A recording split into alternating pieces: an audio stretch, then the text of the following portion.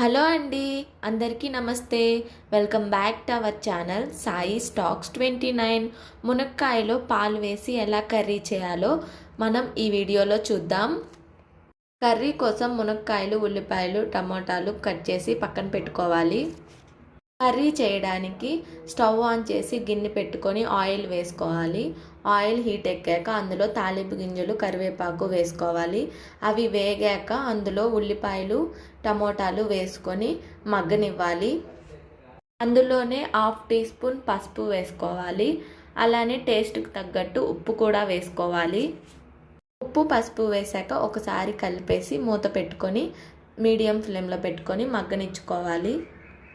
1 table spoon అల్లం వెల్లుల్లి paste వేసుకొని అది పచ్చివాసన పోయేంత వరకు వేయించుకోవాలి. తర్వాత మనం కట్ చేసుకున్న మునక్కాయ ముక్కలను వేసేసుకొని అవి కూడా మీడియం ఫ్లేమ్లో పెట్టుకొని కొంచెం సేపు మగ్గనిచ్చుకోవాలి. మునక్కాయ కొంచెం మగ్గాక అందులో మన టేస్ట్కి తగ్గట్టు కారం యాడ్ చేసుకోవాలి. నేను 1 టేబుల్ స్పూన్ యాడ్ చేశాను. కారం వేసాక పచ్చివాసన పోయే వరకు కొంచెం మగ్గనిచ్చుకోవాలి.